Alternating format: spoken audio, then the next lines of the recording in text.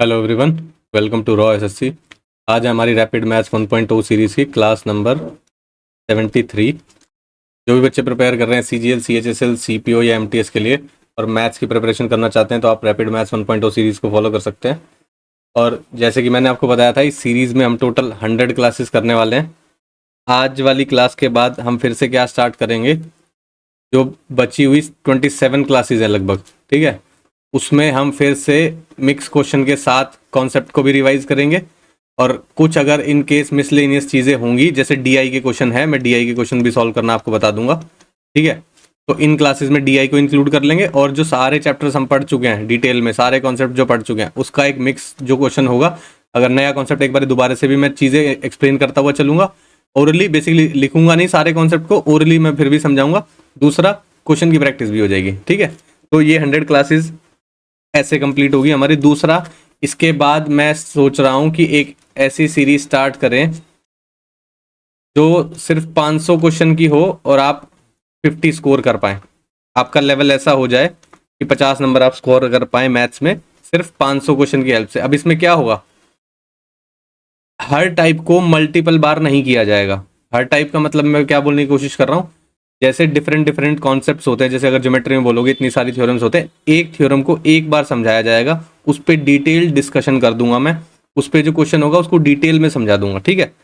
ये नहीं है कि सिर्फ क्वेश्चन सॉल्व करने पे ध्यान देंगे, नहीं, उसको अच्छे से समझेंगे भी और फिर वो क्वेश्चन को भी कर लेंगे उस टाइम पे, ठीक है। तो क्या होगा, ये 500 क्वेश्चन इस तरीके के होंगे, 500 यूनिक क्वेश्चन लिए जाएंगे, ठीक है।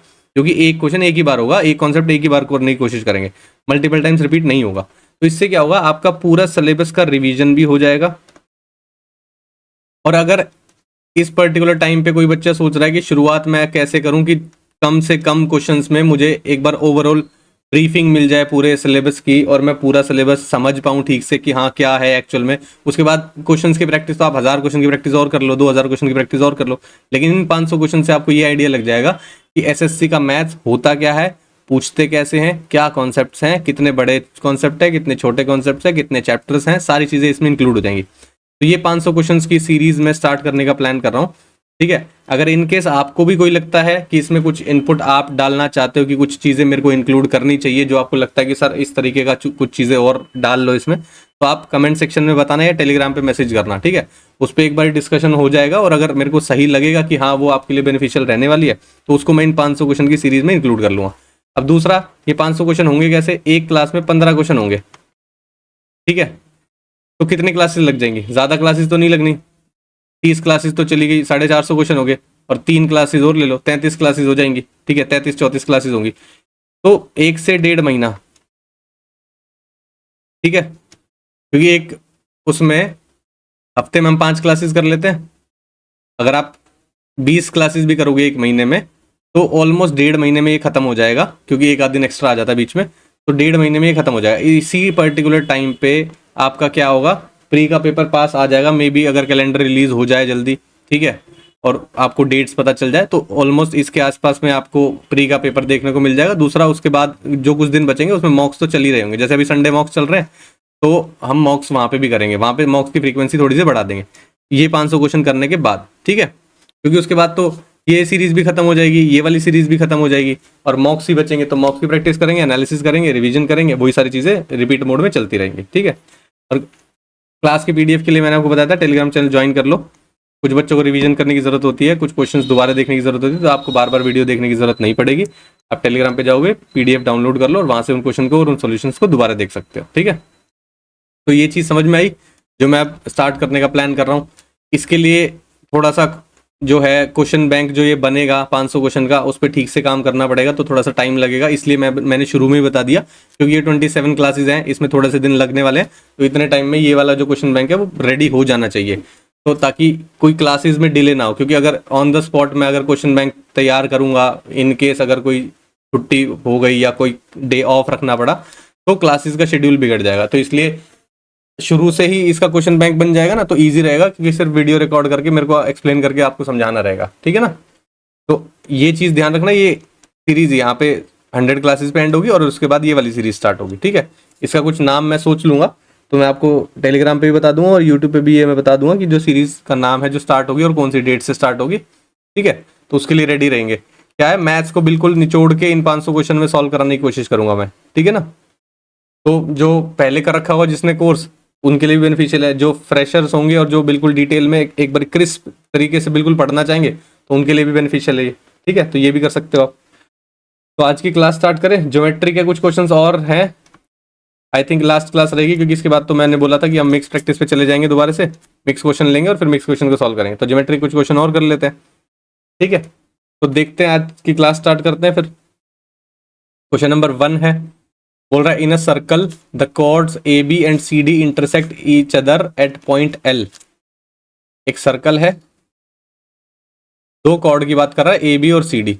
सपोज करो ये ए बी है और ये सी डी है, इंटरसेक्ट कर रहे हैं एल पॉइंट पे। ये पॉइंट एल है, ये ए बी और ये सी डी एल पॉइंट पे इंटरसेक्ट कर रहे हैं। ए एल की वैल्यू दी हुई है 9, इसकी वैल्यू है 9 यहाँ पे। एल बी की वैल्यू दी हुई है 7, एल बी की वैल्यू दी हुई है 7।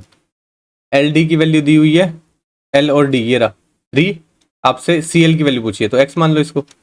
अब ऐसा जो फिगर बनता है इसमें थ्योरम समझ लो, जो कॉन्सेप्ट यूज होता है वो क्या होगा, A L into L B is equal to C L into L D. A L की वैल्यू कितनी है 9, एल बी की वैल्यू कितनी है 7, सी एल की वैल्यू आपको निकालनी है जो कि एक्स मान रखी है आपने, और एल डी की वैल्यू कितनी है, एल डी की वैल्यू है 3। 3 से ही काट दोगे, 3 पे चला जाएगा, 7 या 21, एक्स की वैल्यू 21 आ गई, यानी कि सी एल आपका कितना हो गया 21 सेंटीमीटर। क्लियर है, ऑप्शन बी आपका सही आंसर हो जाएगा। हो गया एक कॉन्सेप्ट रिवाइज। डायरेक्ट क्वेश्चन आता है, देखो ये पीवाईक्यू बेस्ड क्वेश्चन ही है, ठीक है। डायरेक्ट क्वेश्चन आता है, कॉन्सेप्ट अगर आपको पता होगा तो सिर्फ ओरली भी आंसर निकाल सकते हो आप। आपको पता है 9 इंटू 7 होगा, x इंटू 3 होगा, ठीक है, तो भी ज्यादा कुछ लिखने की जरूरत नहीं पड़ती है। 10-15 सेकंड का क्वेश्चन है, अगर आपको ये फिगर समझ में आता है तो ये, अगर आप क्वेश्चन को ओरली समझ पाते हो तो। नेक्स्ट क्वेश्चन देखें, बोल रहा the length of the common external tangent of two circle of equal radius is 5 units is equal to the diameter of the circle, ठीक है। कॉमन एक्सटर्नल टेंजेंट है दो सर्कल की बात कर रहा है यहाँ पे, ठीक है। उसकी लेंथ कितनी दी हुई है, इक्वल रेडियस है दोनों के 5 unit, is equal to the diameter of the circle, ठीक है। डायमीटर ऑफ द सर्कल के बराबर है वो, यानी कि टेंजेंट की जो लेंथ है यहां से यहां तक, सपोज करो यहां से लेके और यहां तक, डायरेक्ट कॉमन टेंजेंट की बात कर रहा है ना, हाँ एक्सटर्नल कॉमन टेंजेंट है बेसिकली, ठीक है। कॉमन टेंजेंट है क्योंकि दोनों पे सर्कल पे हम ड्रॉ कर रहे हैं। रेडियस है इसका 5 और इसका भी 5। जो टेंजेंट की लेंथ है वो बोल रहा है डायमीटर ऑफ द सर्कल के इक्वल है, ठीक है। डायमीटर ऑफ द सर्कल यानी कि 10 होगा, क्योंकि रेडियस तो 5 है, तो यहां से यहां तक की लेंथ 10 है। आपसे पूछ रहा है, और टेंजेंट सर्कल के साथ 90 डिग्री का एंगल बनाती है, ये आपको पता है, सही है। अब आपसे पूछ रहा है ये जो distance between the centre of the circle कितना होगा, भाई यहां से यहां तक कितना डिस्टेंस होगा, ये आपको पता चला 10 है। ये 90 डिग्री एंगल बना रहा है, यहां से यहां तक 5 है, तो ये दो डिस्टेंस कितना आएगा निकल के, ये रेक्टेंगल बन गया एक तरह का। तो ये 5 है तो ये भी 5 है, टोटल कितना हो जाएगा 10, यानी कि ऑप्शन ए आपका सही आंसर होगा। क्लियर है, लैंग्वेज थोड़ा सा ठीक से पढ़ लोगे तो सिर्फ ओरली क्वेश्चन है, अगर आपने फिगर ड्रॉ कर ली तो। नेक्स्ट क्वेश्चन देखें, बोल रहा है in a triangle A B सी, एक ट्रायंगल है A B C, P and Q are 2 points on A B पे एक पॉइंट है पी और ए सी पे एक पॉइंट है Q. P Q parallel B C दिया हुआ है, ये वाली साइड इसके पैरेलल है। A C is equal to 5 Q C दिया हुआ है, A C is equal to 5 Q C. अगर ए सी की वैल्यू 1 है, या अगर आप मान लो क्यू सी की वैल्यू 1 है, तो ए सी की वैल्यू कितनी आएगी 5, यहां से यहाँ की वैल्यू हो जाएगी 5, ठीक है। आपसे बोल रहा है पी क्यू और बी सी का रेशियो निकाल दो, P Q by B C, ठीक है। अब देखो जब ये वाला पैरेलल होता है, देखो ये मिड पॉइंट से नहीं जा रही है, तो सिमिलैरिटी ऑफ ट्रायंगल्स यूज करोगे यहाँ पे, तो ऊपर वाला ट्रायंगल बड़े वाले ट्रायंगल के सिमिलर हो जाता है। क्यों, क्योंकि ये वाला एंगल कॉमन है, अगर ये दोनों साइड्स पैरेलल है तो ये वाला एंगल इसके इक्वल होगा और ये वाला एंगल इसके इक्वल होगा। एंगल एंगल एंगल से angle A P Q similar हो जाएगा एंगल ए बी सी के, ठीक है।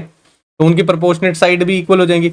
ए क्यू छोटे वाले की साइड है और ए सी बड़े वाले की साइड है, सही है। यहाँ पे पी क्यू छोटे वाले की साइड है और बी सी बड़े वाले की साइड है, ए क्यू की वैल्यू कितनी दी हुई है हमने निकाली है यहाँ पे। ए क्यू की वैल्यू आप 4 लिख सकते हो यहाँ पे, क्योंकि पूरी 5 है।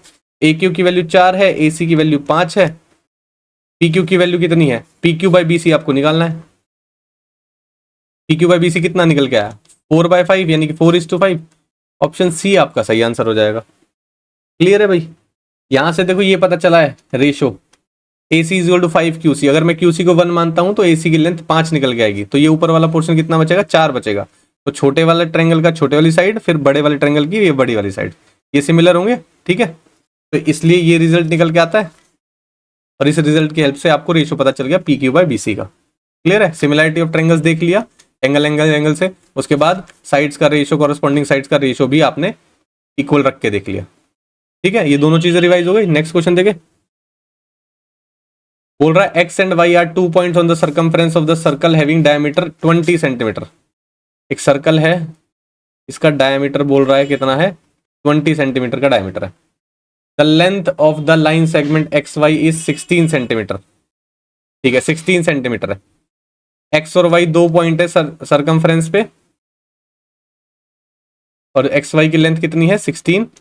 ये डायमीटर कितना है आपका, 20। आपसे पूछा find the distance of the line segment X Y from the centre of the circle. यहां सेंटर से इस लाइन सेगमेंट का डिस्टेंस कितना है, ये आपसे पूछा है। जब आप लाइन सेगमेंट को परपेंडिकुलर ड्रॉ करते हो तो वो इसको इक्वल पार्ट में डिवाइड करती है, तो अगर इसकी लेंथ 8 हो जाएगी तो इसकी भी 8 हो जाएगी। रेडियस आपको कितना पता चला है, 20 है, तो यहां से यहां तक की लेंथ 20 है। पाइथागोरस थ्योरम लगा सकते हो इस वाले में, 20 का स्क्वायर इज इक्वल टू 8 का स्क्वायर प्लस एक्स का स्क्वायर हो जाएगा। 400 is equal to 64 plus X का स्क्वायर। 64 माइनस करोगे तो कितना बचेगा, 70 कर लो। 330 और 336 बचेगा। ठीक है, 336 बचा is equal to X square. सही है भाई, ये कुछ और है, हमने 20 ले रखा है देखो, पर डायमीटर तो 20 था, रेडियस होगा ना 10, तो 10 होगा, तो गलत लिखा हुआ है, चेंज करो। पाइथागोरस थ्योरम लगाओ, हाइपोटेनस का स्क्वायर 10 का स्क्वायर इज इक्वल टू 8 का स्क्वायर प्लस इसको मान लो एक्स का स्क्वायर। 10 का स्क्वायर माइनस 8 का square is equal to X का स्क्वायर हो जाएगा। A square minus B square, या आप ऐसे भी लिख सकते हो 100 माइनस 64 लिख लोगे डायरेक्ट। एक्स स्क्वायर की वैल्यू हो गई, ये निकल गया 36 is equal to X square. X की वैल्यू कितनी आ गई, 6। तो यानी कि ये जो डिस्टेंस है इसकी वैल्यू कितनी है, 6। ऑप्शन कहाँ दिया, ऑप्शन ए में दिया हुआ है। क्लियर है भाई, समझ में आया। पहले डायमीटर ले लिया था गलती से, क्योंकि यहाँ पे ये रेडियस है, यहाँ से यहाँ तक क्या लेंथ है, ये रेडियस ही तो है। सेंटर से लेके सर्कमफ्रेंस तक क्या होगा डिस्टेंस, रेडियस। डायमीटर दिया हुआ था 20, तो गलती से वहाँ पे 20 लिख दिया था, तो इसको 10 कर लेंगे। ठीक है, 10, 8, 6 का ट्रिपलेट भी होता है। जिस बच्चे को याद है तो डायरेक्ट भी लिख सकता था, जिनको नहीं है वो पाइथागोरस थ्योरम से निकाल लेना। क्लियर, आगे बढ़े। The sides of A B and A C of a triangle A B C. Triangle है A B C, sides A B side की बात कर रहा है और ए सी साइड्स की बात कर रहा है, प्रोड्यूस करे हैं डी पॉइंट तक और ई पॉइंट तक। The bisector of C B D इसको बाइसेक्ट किया है, और बी सी ई इसको बाइसेक्ट किया है। ये मिल रहे हैं पॉइंट पी पे। ठीक है, एंगल ए की वैल्यू 72 डिग्री दी हुई है। पूछा है आपसे एंगल पी की वैल्यू कितनी हुई। देखो, जब अंदर की तरफ बाइसेक्टर होता है तो वो होता है 90 प्लस हाफ ऑफ एंगल है। जब बाहर की तरफ बाइसेक्टर होता है वो होता है 90 माइनस हाफ ऑफ एंगल है। डायरेक्ट रिजल्ट लिखा है मैंने, याद है। ठीक है, तो 90 की वैल्यू एज इट इज है, हाफ ऑफ ए कितना हो जाएगा, 36, क्योंकि 36 दूनी 72 होता है। ठीक है, 90 माइनस 36 कितना हो जाएगा, 40 मान लो, 50 बचेगा, 54 वैल्यू आएगी आपकी। 54 डिग्री आपका आंसर होगा। ये जो एंगल पी है ना, इसकी वैल्यू है ये बेसिकली। ठीक है, तो ऑप्शन सी आपका सही आंसर हो जाएगा। ठीक है, नेक्स्ट देखें, आसान है। एक थ्योरम थी, सिंगल अंदर की तरफ बाइसेक्टर होता है, तो मैंने बताया था वो जो एंगल पूछेगा ये वाला, जैसे अगर अंदर की साइड बाइसेक्ट करूं, ये वाला जो एंगल की बात करेगा तो वो होता है 90 प्लस हाफ ऑफ एंगल है। जब एक्सटर्नल बाइसेक्टर करता है तो ये होता है 90 माइनस हाफ ऑफ एंगल है। नेक्स्ट देखें,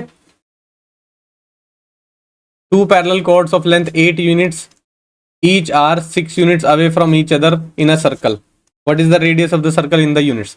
दो पैरेलल कॉर्ड्स है, एक की लेंथ है 8 यूनिट, और मतलब दोनों की लेंथ बोल रहा है, हाँ, two parallel chords of length 8 units each, हाँ, दोनों की लेंथ 8 यूनिट है और दोनों 6 यूनिट अवे है एक दूसरे से। ठीक है, ये पैरेलल कॉर्ड्स बना दी, ये सपोज करो डायमीटर है, एक की लेंथ 8 है, इसकी भी लेंथ 8 है, कितना दूर है एक दूसरे से 6। तो ऑब्वियसली बात है इसकी लेंथ 3 आएगी, इसकी लेंथ 3 आएगी। क्लियर है, क्योंकि जब दोनों इक्वल कोड होती है वो जो सेंटर से इक्वी डिस्टेंट होती है, ठीक है। तो जब 6 यूनिट एक दूसरे से है, यहां से यहां तक की वैल्यू 6 है, तो बराबर होगी ना सेंटर से। तो ये भी 3 होगा और ये भी 3 होगा।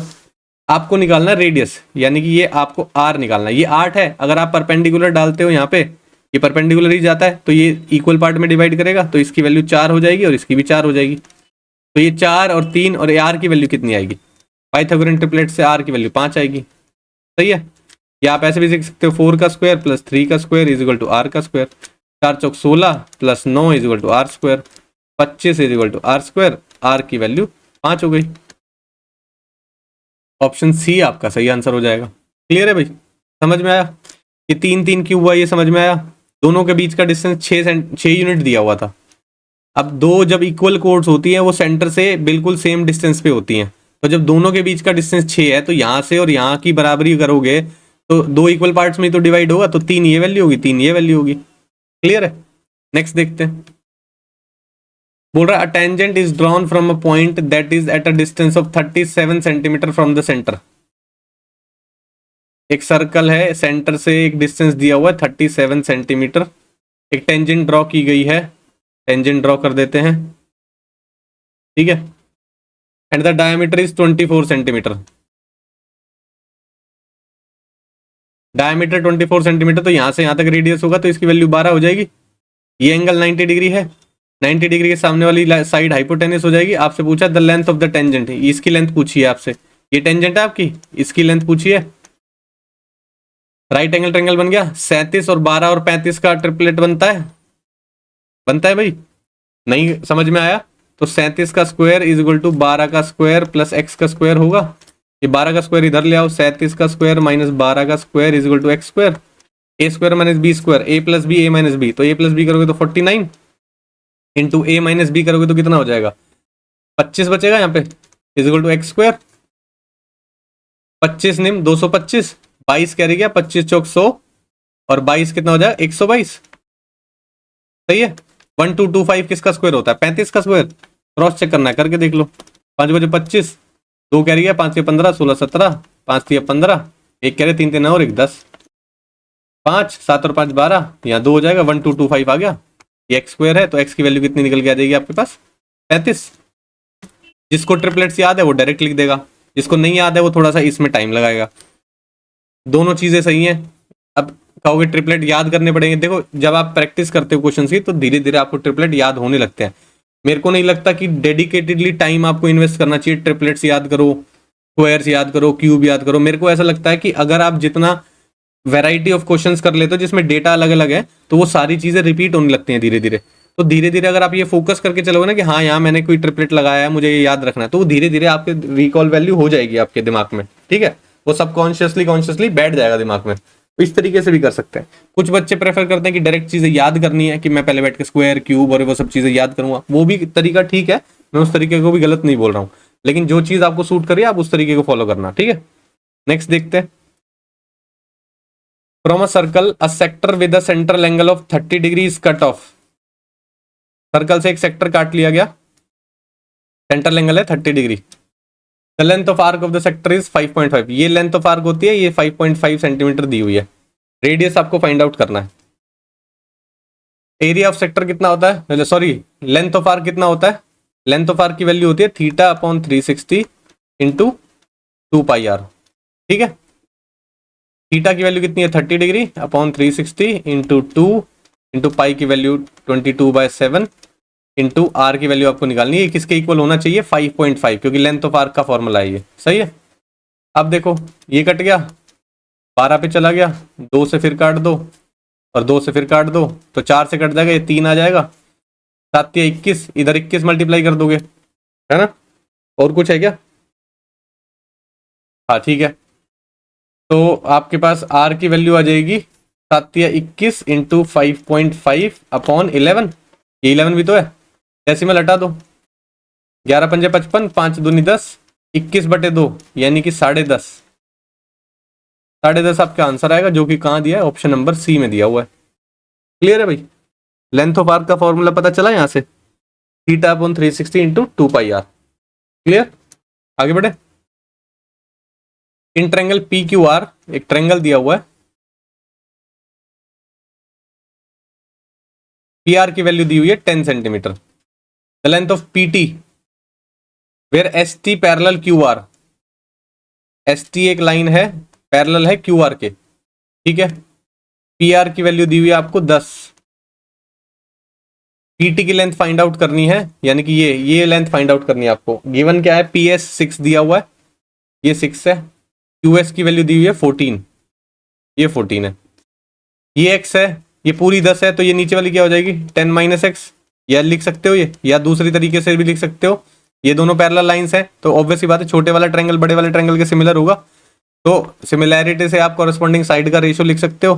कैसे लिखोगे, P S upon P Q, यानी कि 6 upon 20 is equal to X upon P R होगा। एक्स अपॉन पी आर की वैल्यू कितनी है 10, ये 2 पे चला गया, ये 3 पे चला गया।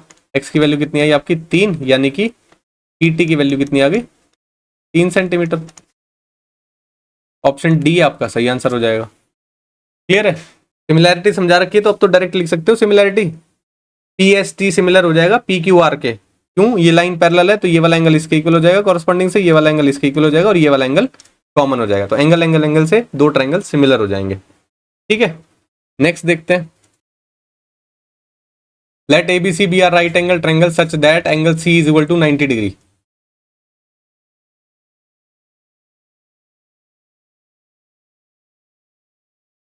सी 90 डिग्री है।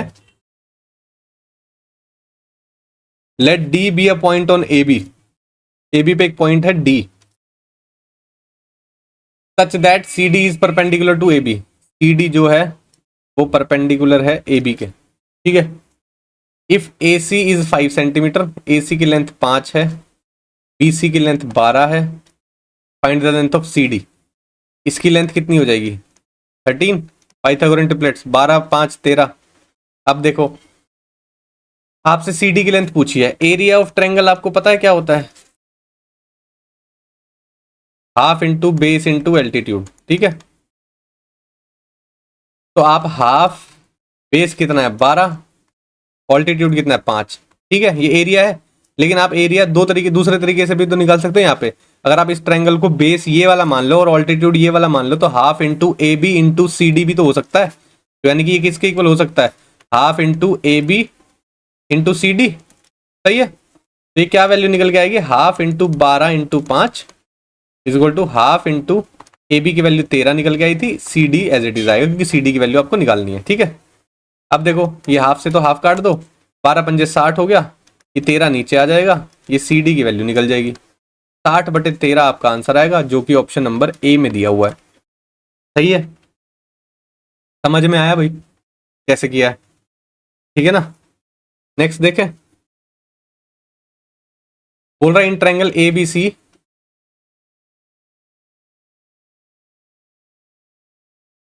D and E are the points on sides A B पे डी है और इस पे ई है, ये पैरेलल दी हुई है इसके, ये यहाँ पे दिया हुआ है। ए डी की वैल्यू दी हुई है एक्स, ए डी की वैल्यू एक्स है, डी बी की x-3, ये x-3 है, ए ई की वैल्यू x+3, ये x+3 है, ई सी की वैल्यू x-2 है। सही है, x की वैल्यू निकालनी है आपको।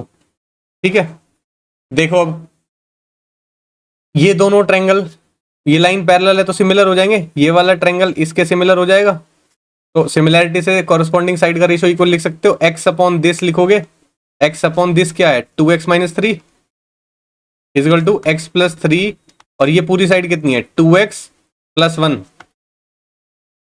क्रॉस मल्टीप्लाई कर दो, क्या हो जाएगा 2x² plus x is equal to, इसको इधर मल्टीप्लाई करोगे तो ये हो जाएगा 2x² माइनस 3x, इससे मल्टीप्लाई करोगे plus 6x minus 9।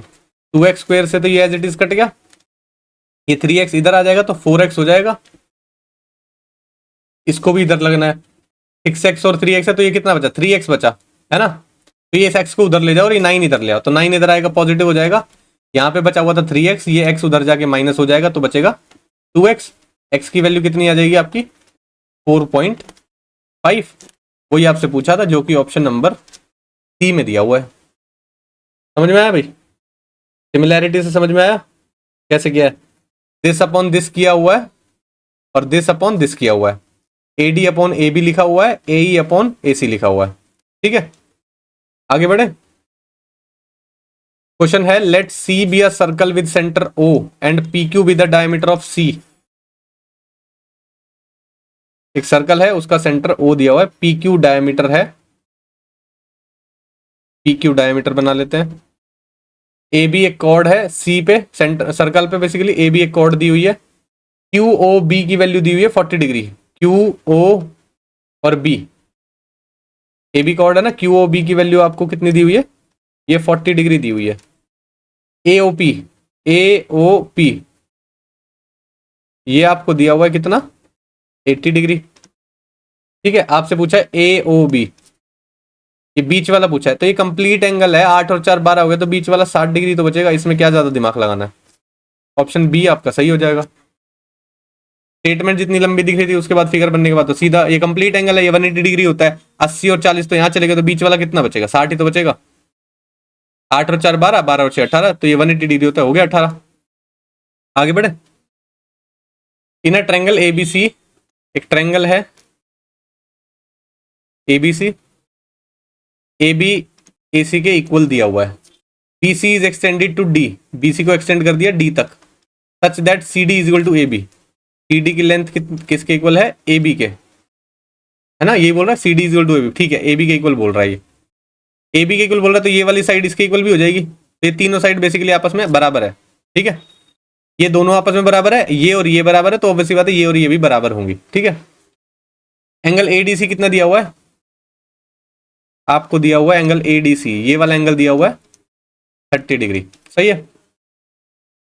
What are the angles of triangle ABC? ABC triangle के एंगल क्या होंगे ये आपको बताना है। ठीक है, ये 30 है, देखो इस वाले ट्रायंगल में देखो ऑपोजिट साइड इक्वल, तो ये ऑपोजिट एंगल्स इक्वल आएंगे, ये 30 आएगा।